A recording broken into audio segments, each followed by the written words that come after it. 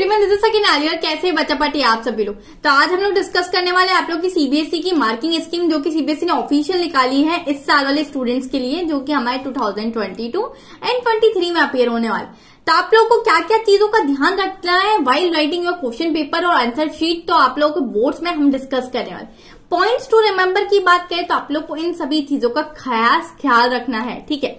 अब सबसे पहले पॉइंट पे अगर हम लोग चले तो आप लोग को टू द पॉइंट आंसर्स लिखना है। टू द पॉइंट से ये मतलब है बच्चा, जो चीजें उसमें पूछी गई है ना वही क्वेश्चन लिखो। रामायण कथा घुमाने की कोई जरूरत नहीं। ये चीजें तुम रामायण कथा वाली घुमाने की 5 नंबर की क्वेश्चन में जरूर कर सकते हो, बट आप अगर चाह रहे हो कि ये आप लोग 2 नंबर की क्वेश्चन में और 3 नंबर की क्वेश्चन में रामायण कथा घुमाओगे ना, तो बिल्कुल हो सकता है कि उस एग्जामिनर का दिमाग खराब हो जाए और वो तुम्हारे नंबर कट करे। बिकॉज सीबीएसई एकदम ही डायरेक्ट बोर्ड है कि उनको जो चाहिए आंसर में वो अगर तुमने लिखा है तो वो तुम्हें नंबर दे देंगे। अदरवाइज तुमने अगर वो चीजें नहीं लिखी है तो बिल्कुल वो तुम्हें नंबर यहाँ मिलने वाले बिल्कुल भी नहीं है, ठीक है। अब बात करते हैं सेकंड चीज पर। तो आप लोग के लॉन्ग आंसर्स जो होते हैं बहुत सारे, आप लोग के सोशल साइंस में 5-5 नंबर के आप लोग के क्वेश्चंस आते हैं, ठीक है। तो 5 नंबर के क्वेश्चंस में try to write answers in point wise.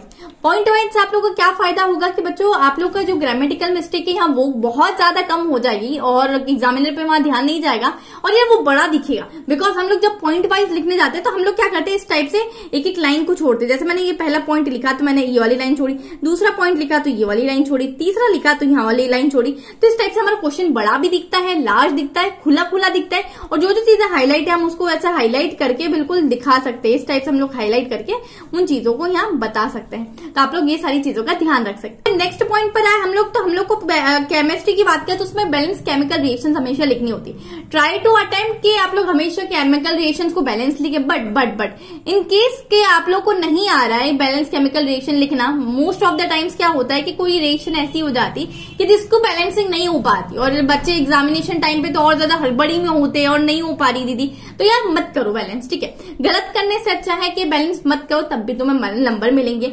Balance chemical equation only if you no it correctly. अगर नहीं पता है तो लीव इट, ठीक है, जाने दो। ऐसा नहीं है कि उसके नंबर कट जाएंगे, कटेंगे नहीं, बट हाँ अच्छा इंप्रेशन पड़ता है, इसलिए हम लोग करते हैं बैलेंसिंग हमेशा, ठीक है। चौथी चीज है make a planning for the time distribution for all the sections and keep practising. यार ये इस साल वाले बच्चों के लिए बहुत ही ज्यादा इंपॉर्टेंट है, बिकॉज यार तुम्हारे लिए कॉम्पिटेंसी बेस्ड क्वेश्चन बढ़ा दिए गए हैं। तो तुम लोग को ना हर सेक्शन को अपने अकॉर्डिंग टाइम देते हुए चलना है कि मुझे यार ऐसा नहीं है कि हम लोग पहले सेक्शन पे बैठे, पहले सेक्शन पे बहुत ज्यादा टाइम चला गया, मेरे साथ ऐसा ही होता है, ठीक है। एंड अब यार 1 घंटा तो चला गया है, मेरे पास सिर्फ और सिर्फ 2 घंटे बचे।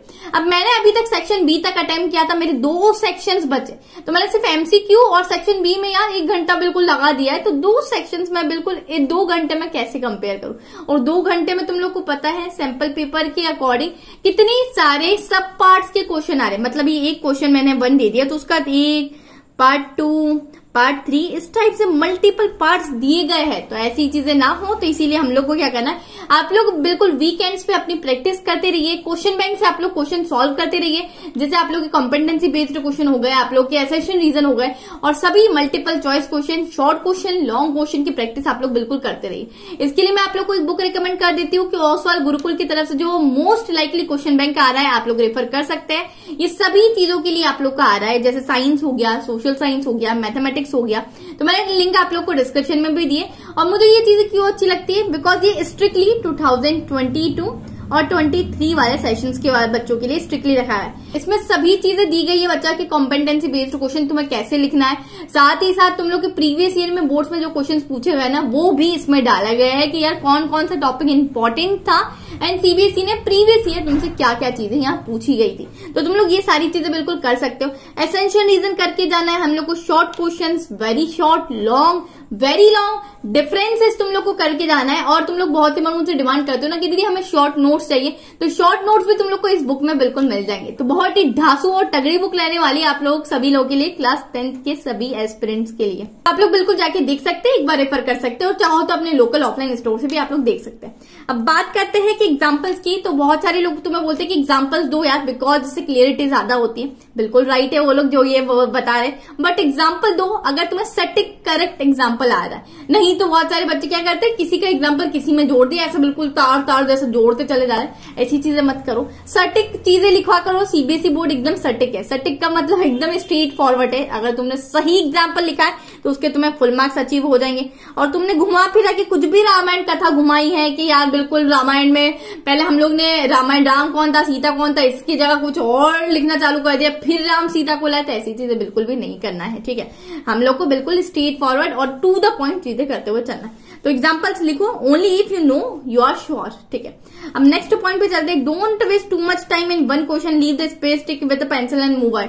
इसका क्या मतलब है बच्चे, बहुत सी बार ना हम एक पर्टिकुलर क्वेश्चन में अटक जाते हैं। यार इस क्वेश्चन में क्या था, लेट अस सपोज कि हम ना किसी डेरिवेशन में अटक गए कि यार इसके बाद एच म्यू की बात क्या आना चाहिए था यार, या इसके अपॉन में 1 था क्या आना चाहिए था, नेक्स्ट स्टेप क्या थी। हम बहुत सी बार इतना भूल जाते हैं कि हमें याद ही नहीं आता। या केमिस्ट्री की बात करें तो कोई बैलेंस इक्वेशन में हम लोग, कोई केमिकल रिएक्शन में हम लोग इतना अटक जाते हैं कि हमें याद नहीं आ जाता।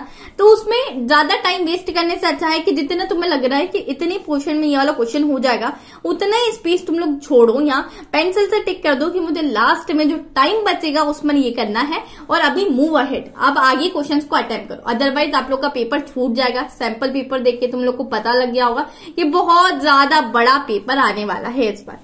Don't leave any question because यार तुम कोई भी क्वेश्चन हमें नहीं छोड़ना है। तुम्हें अगर नहीं भी आता है क्वेश्चन तब भी तुम अटेंड करके आओ। देखो मैंने लिखा है if you are really feeling that you don't know the answer at least write something. कुछ भी लिख के आओ, कुछ भी, लिटरली। गाना नहीं बोला है मैंने कि गाना बजाना लिख दो, पर लिखो। बहुत सी बार सीबीएसई में क्या होता है कि मॉडरेशन पॉलिसी लगती है।